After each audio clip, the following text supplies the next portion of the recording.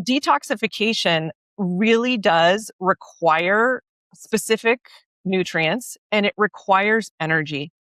And the problem here that I think we're seeing where I told you, like my main objective is to help people get their energy back, get their brain working, get their digestive symptoms solved.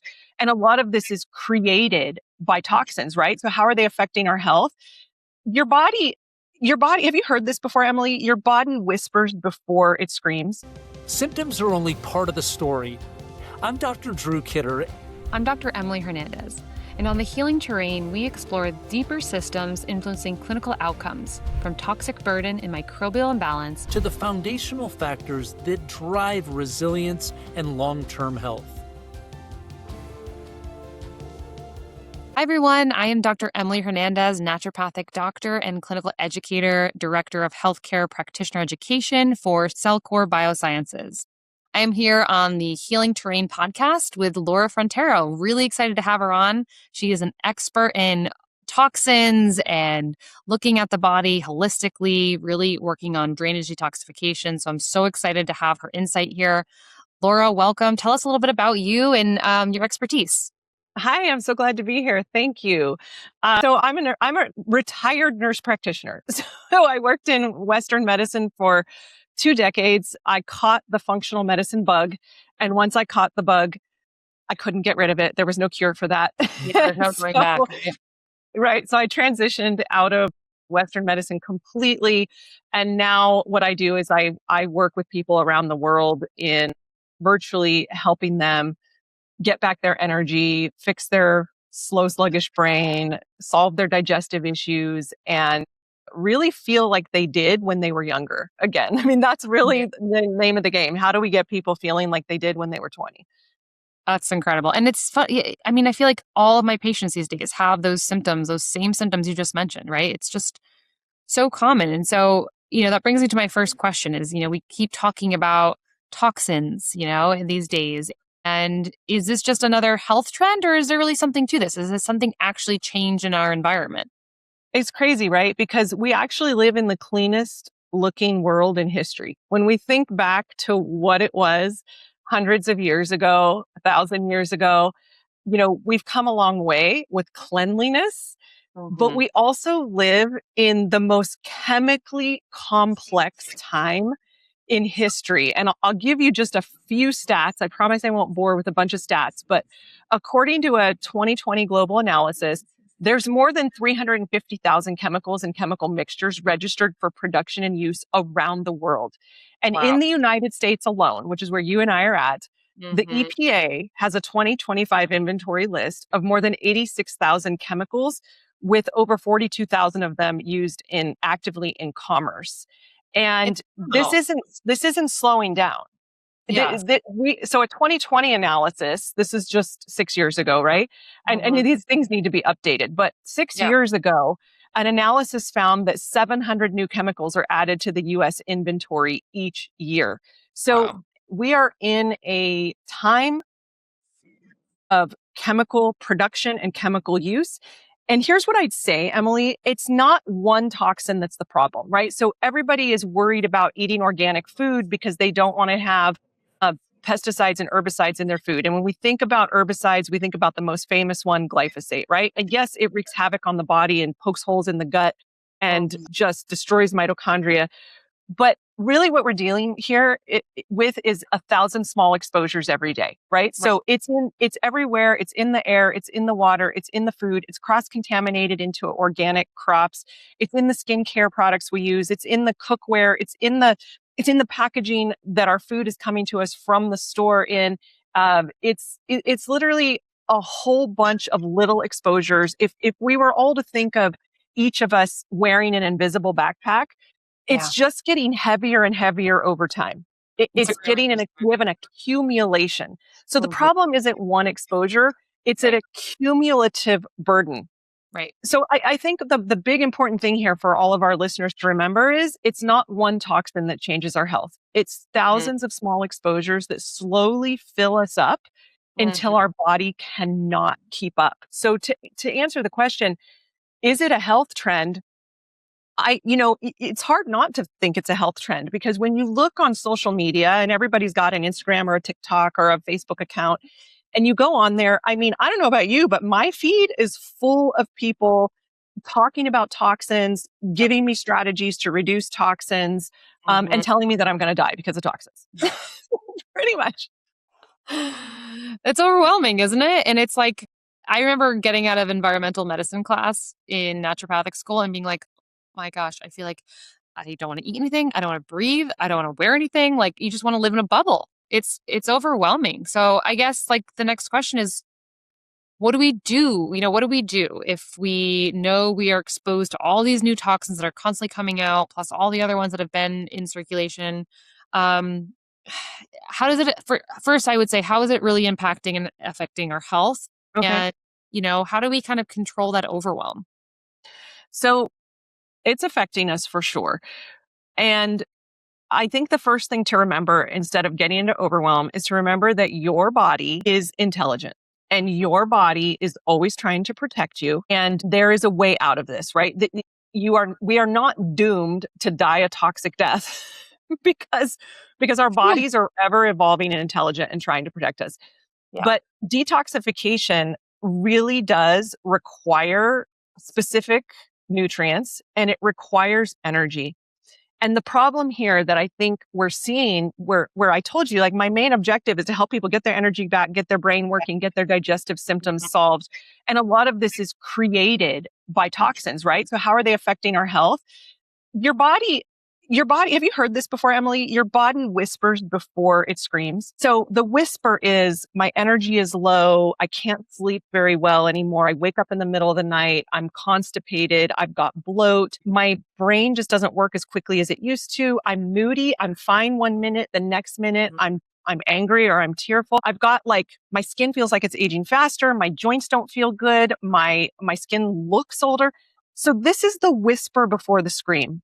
The scream is the chronic health conditions that are brewing under. So the body's telling you something's not right, something's happening.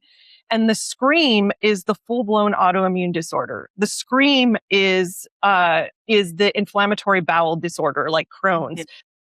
The scream is the diagnosis of anxiety or depression. The scream is, even further down the road, is cancer, is neurodegenerative disorders like dementia.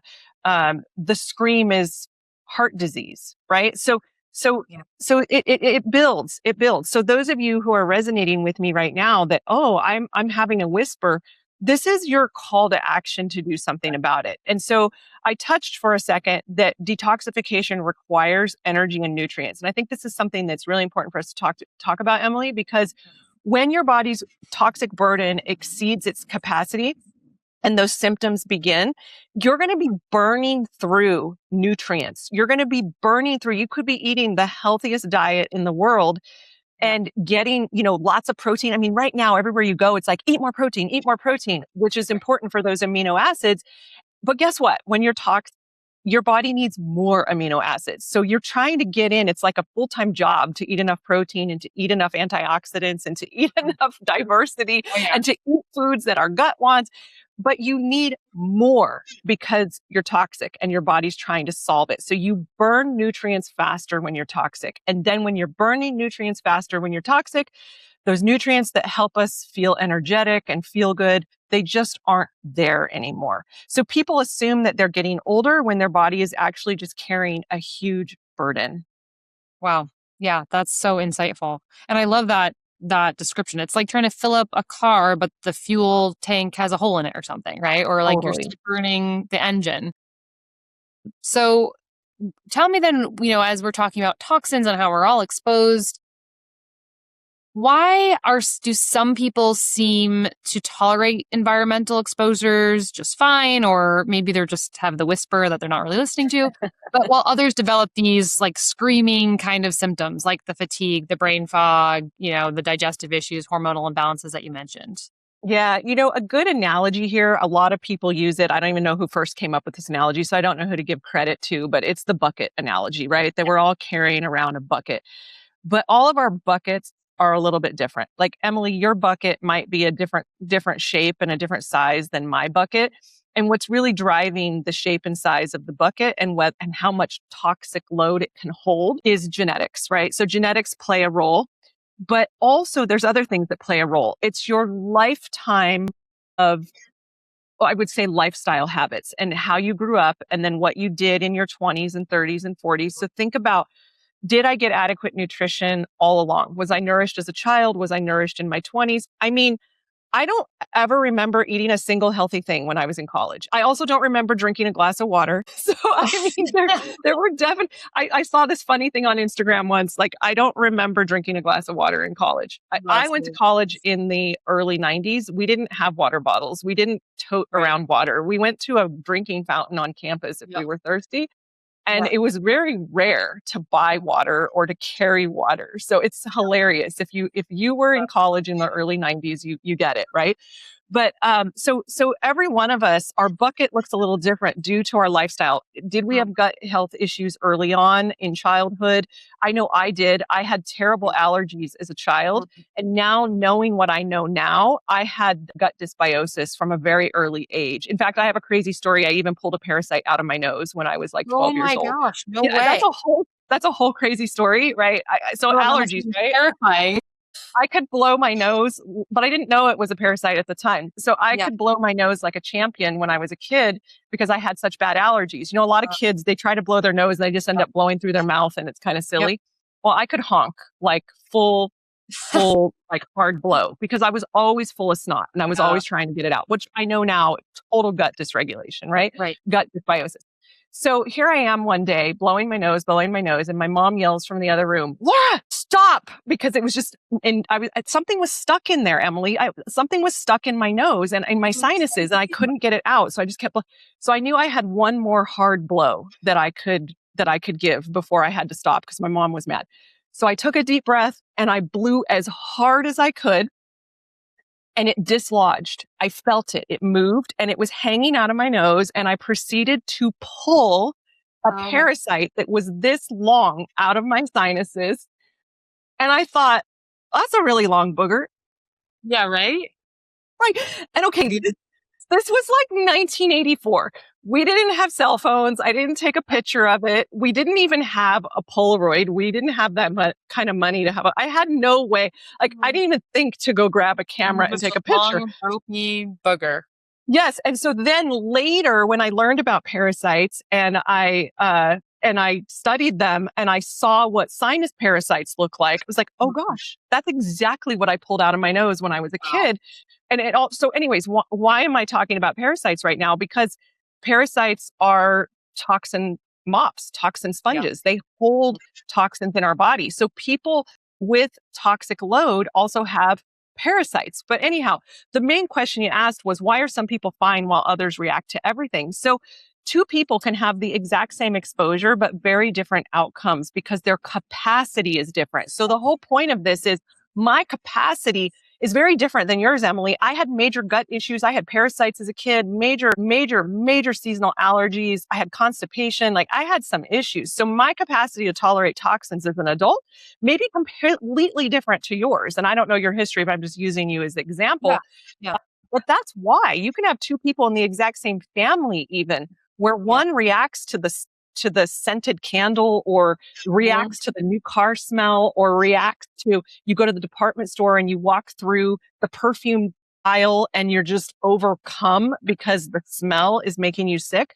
But your partner, your spouse or your child or your mom, or they might be just fine and be like, what's your deal, Laura? Why are you so sensitive? I mean, those of us who don't do well with toxins, we get labeled the difficult ones, right? We're high maintenance. We bring our own food to the party. We bring our own salad dressing. We do all the things because we just know our bodies don't do well. So it really comes down to that bucket that we've acquired and your genetics, big time.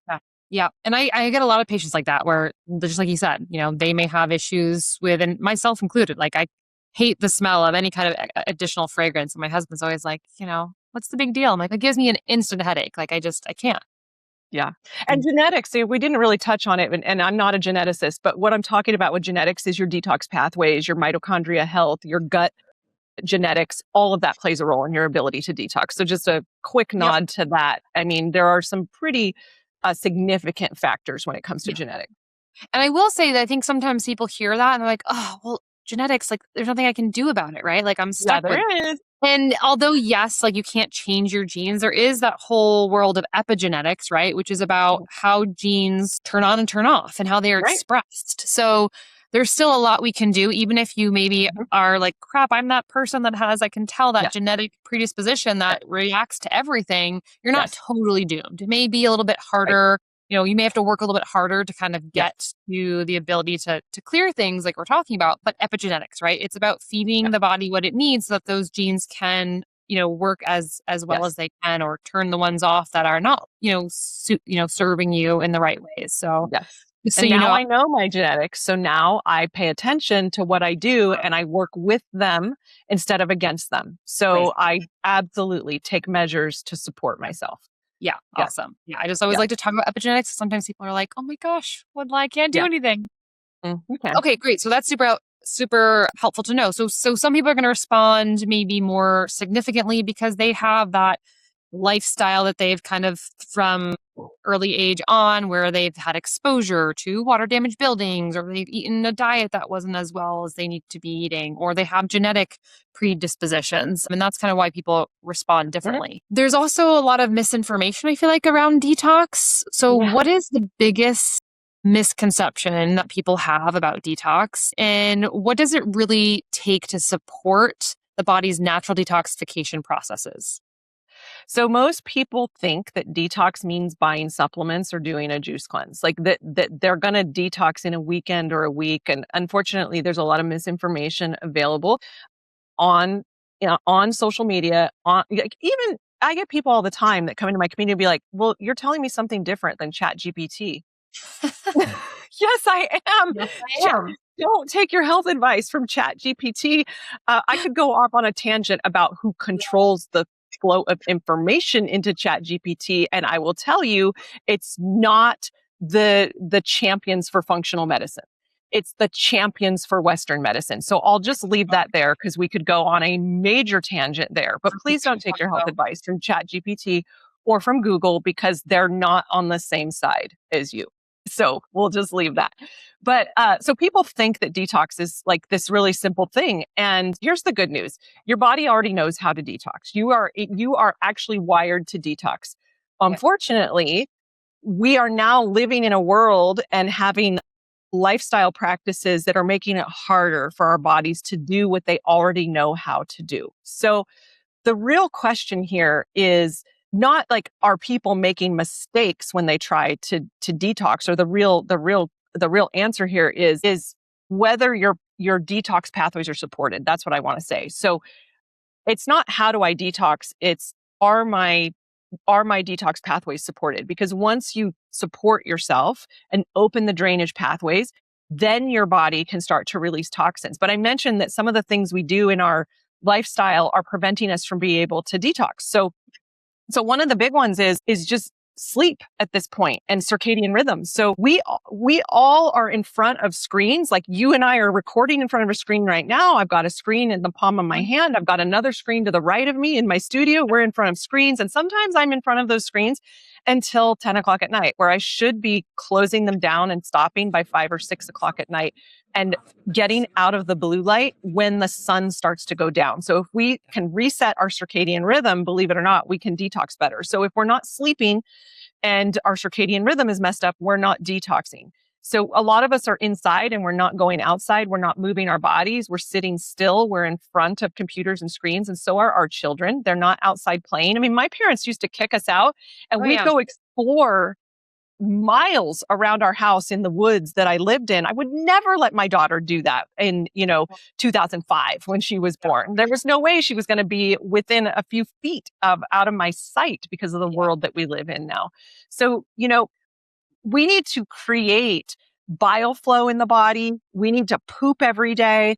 We need to be able to not only eat organic, healthy food, we need to be able to digest it and extract the nutrients out of it. That's another thing. People's digestion is just destroyed. I mean, we test digestion in my clinic, in my programs, and I will tell you probably 75 to 80% have low pancreatic elastase. They have poor bile flow. I know this because they've got high steatocrits on their gut test. We put people on betaine HCl challenges, and they need to take, they're getting up to 10, 12, 15, 17 betaine HCLs and still not getting a reaction. They have no hydrochloric acid. They can't even extract the nutrients out of food. If you can't get the nutrients out of the food, you can't detox. So opening your drainage pathways, being able to poop every day, getting your lymphatics flowing, getting adhesions taken care of that are gumming up your fascia. I mean, that's a whole talk we could go into, but it's all about lymphatics, fascia, pooping. It's about breathing correctly. Most of us are sitting, shallow breathing. We're not even fully expressing air out of our lungs.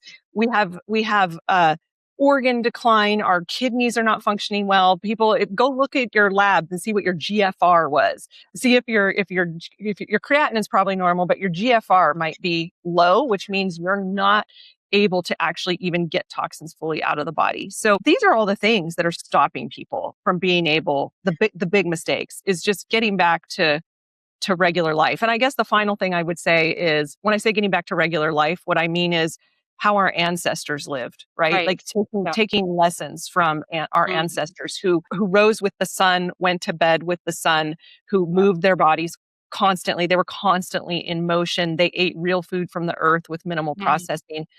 They just did things well for their bodies. But the other thing I would say is nervous system regulation. If your system is stuck in sympathetic overdrive, fight or flight, you don't have a prayer to detox. Yeah.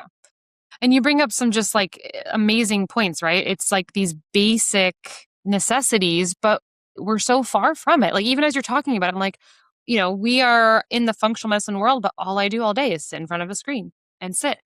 And, quickly eat while I'm running up and down the stairs or attending to my kids. And I'm not sitting, I'm not breathing, I'm not, and so these are great reminders that yes, there are detox programs and drainage and all that. We can get into that in a little bit too here. But if you're not doing the basics, the foundation, all that stuff isn't going to work as it should. It's not. Yeah, that's huge. All right. Well, I feel like I could talk to you all day, and we're already like getting close to our end of our 25 minute talk here. But for those who are listening who want to reduce their toxic burden without becoming overwhelmed, what are the most impactful first steps at least they can take? Yeah. So simple things that cost no money. Well, minimal money. I would say eat more whole foods. These days, whole foods are costing more than processed foods, which is a crime. So put your dollars into eating real whole foods and not processed foods. Filter your water. And I'm not talking a countertop Brita filter. I'm talking really purify your water. Your fridge filter isn't enough either. So you should be, distilling or doing reverse osmosis or something that's a little bit more impactful than that. Prioritizing your sleep. It costs you nothing to go to sleep at a good time every night and shut off your devices and TV and shut off Netflix and actually pick up a real book and read it until it's time to go to sleep. Really prioritize that. I can't say enough about sleep. It's probably the most impactful and underrated biohack that you can do to support yourself. Move your body. That's a huge one. I mean, even if you don't love and don't want to exercise, at least move your body. And then, just start to reduce your obvious chemical exposures one step at a time. Choose the green and clean cleaning products for your home, body products for your skincare, your body care, your makeup. Change out slowly one by one. I don't say do this all at once because you'll have mutiny in your household if you start changing everything, and your kids and your spouses and everything. What are you doing?